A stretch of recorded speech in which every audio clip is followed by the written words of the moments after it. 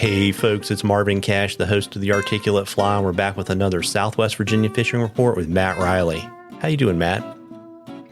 I'm doing good, Marvin. How are you? As always, just trying to stay out of trouble. It's still pretty hot down here in the Carolinas. What are you seeing up in Abingdon?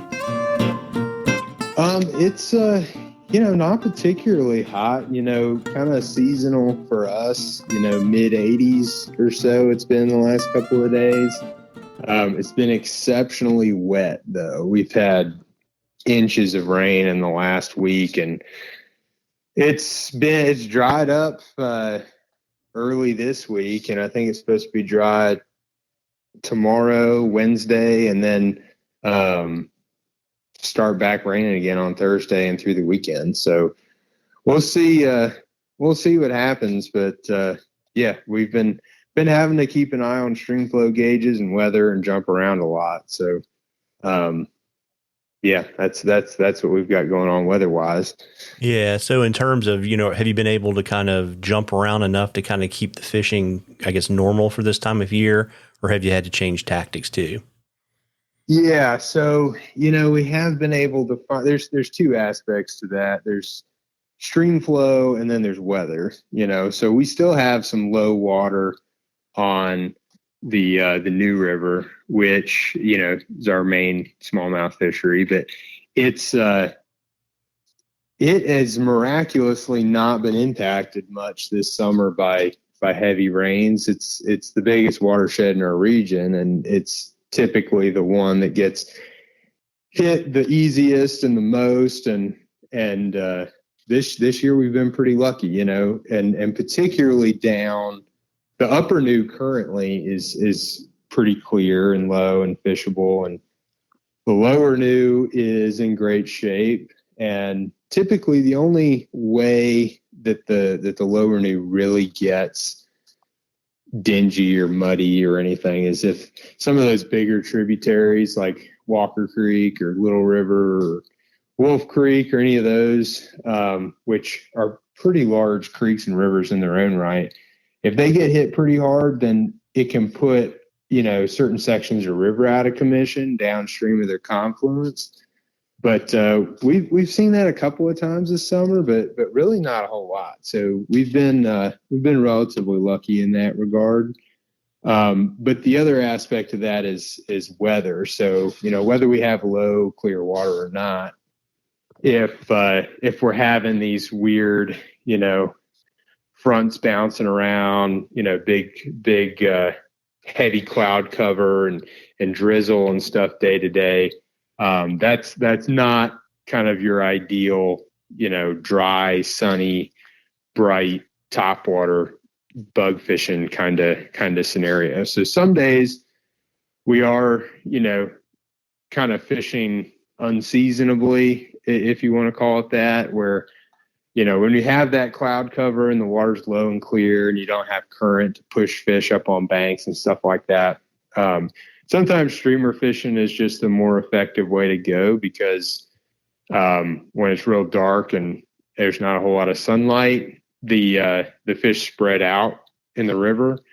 And, when the water's low, they tend to spread out in the river. And so covering some lateral distance from the bank or current seam or something back to the boat comes in handy some days. That said, topwater fishing has been good when the sun's out and bugs are happy, and some more, aggressive type bait fishy type topwater presentations been working, here and there too. So it's really about just kind of reading the environment and the weather and trying to get in front of a fish. Yeah, and it's interesting too because we started talking before we started recording that we've kind of had this feeling that we've had good spawns the last few years because we haven't had those scouring floods.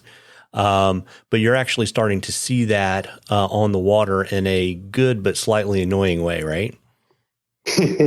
Yeah, it is good. It's hard to justify being mad at it, but we saw last summer too, where we were seeing a lot of 1 and 2 year old fish, which I think as many summers or springs and summers as we had in a row with with high water and lots of flooding. I think we kind of got used to this new normal where there were no small fish in the river, and you're not seeing a whole lot of life on the bottom because you can't see the bottom a lot because it's the water's high, and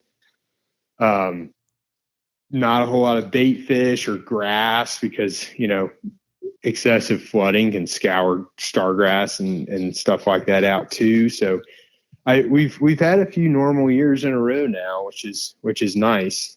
So we are starting to see, last summer, and I can say it for this summer too, is the most grass I've seen in the river for 4 or 5 years, and with that comes lots of bait fish, lots of food, and then, like I said, last summer we were seeing a lot of 1 and 2 year old fish, presumably from 2019, 2020 spawns, fish up to 5-6 inches. And this summer is no different, but I think we're seeing another age class in there too. We've been catching a lot of like real small fish, 4 or 5 inch fish, and then 5-6 inch fish, 7-8 inch fish. So, and seeing a lot of fry from this year's spawn too. So, it's a good sign, but like I said, it is kind of annoying to be shaking off 4 and 5 inch fish for half the day at times too. But hard to complain about that given what we've had for the last 10 years or so. Yeah, and so it'll probably, if that fish is 2 or 3 years old, to kind of be at that magic 20 inch range, that takes about 9 years of total growth, right? To reach 20 inches from age 0, it's generally 12 to 15 on average. And so, if we're looking at a strong age class from 2020 or 2021, it's probably fishing for trophy fish in a river where you're seeing those strong age classes now should be, phenomenal in like the early 2030s, as weird as it sounds to talk about. Yeah. So for the 2 or 3 year old guys, about 9 years from now. So are you booking that far in advance? Yes. Yes, I am. I'll take trips as far as anybody wants to book them. Yeah, there you go. Well, and folks, we love questions on the articulate fly. You can email them to us. You can DM us on social media. You can even drop them in the comments to our social media posts, whatever's easiest for you. And if we use your question, I will send you some articulate fly swag. And then when you're drawing for something cool from Matt at the end of the season, and Matt, before I let you go, I know your schedule's been moving around a lot due to weather and cancellations and stuff. You want to let folks know what you have open and how to reach out and find you? Sure. Yeah, it is changing around a lot, but it tends to be, on pretty short notice. So I have been sending some emails out about last minute cancellations, within the week.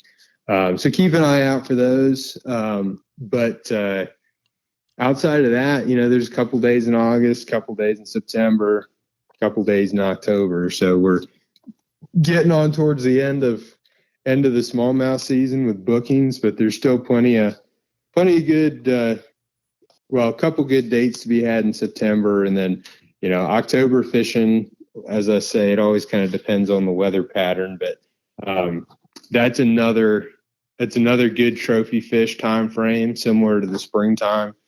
If the water stays low and we have warm, somewhat dry weather, then, we can have topwater fishing, summer type fishing through the first half of October, through the end of October sometimes.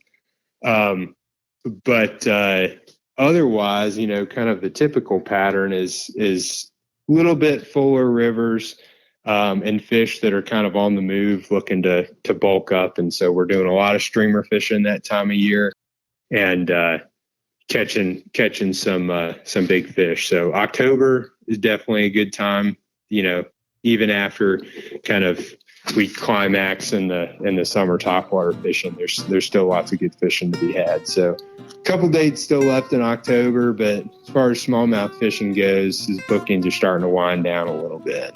Yeah, never too early to start thinking about muskie dates either. muskies and trout and all that good stuff is right around the corner, man. As weird as it sounds. Yeah, absolutely. Well, listen, folks, you owe it to yourself to get out there and catch a few. Tight lines, everybody. Tight lines, Matt. Thanks, Marvin.